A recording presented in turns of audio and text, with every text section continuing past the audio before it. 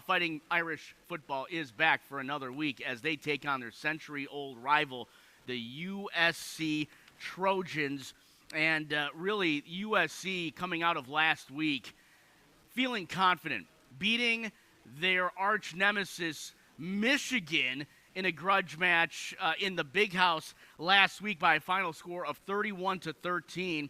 So don't think USC is going to push, just flop over for Notre Dame. They're going to get physical today. They want to be physical, and we're talking about USC's season on the line as well as Notre Dame, so it's going to be a big matchup. Let's check in with ABC 57 kickoff reporter Talia Baya. Talia, USC coming off that big-time win against Michigan last week, and so we can expect a big-time game today at Notre Dame Stadium. Hey, Vahid, yes, this will be a big test for both sides of the ball. Notre Dame hasn't even opponent in 3 straight games, and USC is now coming in top 3 in total scoring and passing. However, the Irish have been rolling, and it starts with young freshman quarterback CJ Carr. Carr has thrown for over 1,600 yards and 13 touchdowns, ranking among the nation's top 20 passing attacks. Just last week, he dropped 342 yards and 2 scores, proving he's getting more confident. We just want to win, and however that, comes about is what we want.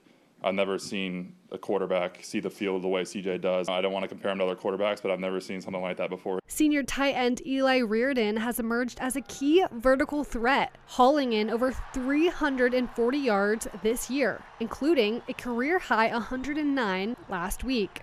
He's a guy who we can go to consistently, and we trust to make plays when the ball comes his way. Out wide, Will Pauling and Jordan Faison have been Carr's go-to guys. Pauling broke out against NC State with 105 and a touchdown. Takes the snap, looks, throws, Pauling catches at the 2 for the goal line. He's in! Touchdown, Notre Dame! He's just a source of energy for the offense, and when he's hot, the offense is hot, and it's hard to stop him, really. Now in the backfield, it's that dynamic duo, Jeremiah Love and Jadarian Price. Love leads the team with 530 rushing yards and 8 touchdowns. Down for the goal line, he's in! Touchdown, Notre Dame! Jeremiah Love! On the other side of the ball, linebacker Drake Bowen and safety Adon Schuler are leading the charge for the defense. There's no gray at all, it's black and white. Bowen has picked up over 30 tackles, while Schuler is the lockdown safety, already notching 15 solo tackles. You can see we're out there having fun, and it's fun when you doing your job, and the coaches trust you to make plays. The defense as a whole has allowed just around 350 yards per game, holding opponents to barely 5 yards per play. We stayed consistent. We didn't change anything. There was nothing magical to what we had to do or what we did. A lot of thanks to Boubacar Traore, racking up 5.5 sacks so far this season. And he goes down, Boubacar Traore! This group has been aggressive too, forcing 11 takeaways so far this year. Now, it's a big test, USC.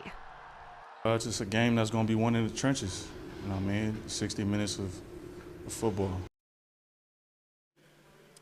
So, Vahid, check this stat out. The offense is averaging over 465 yards per game, and they're completing 68% of their passes, ranking them 25th nationally. So they're not just a run-heavy team. They're also balanced in the air. I'm a little worried, honestly, and we're talking straight up offense, defense, Notre Dame versus USC. If we're taking a look at the USC offense on the flip side of the ball, USC ranks in the top 10 nearly in every category, over 500 yards a game coming into this matchup, beating down Michigan on the road. Notre Dame's defense better start fast, and if they don't, they could be in trouble. 100%. That's the biggest thing he emphasized, and coming up in Freeman's focus, it was starting fast and that short yardage problem they're having. Yeah. I know we're going to talk a little bit more about stats further on in the show, but those two things, they need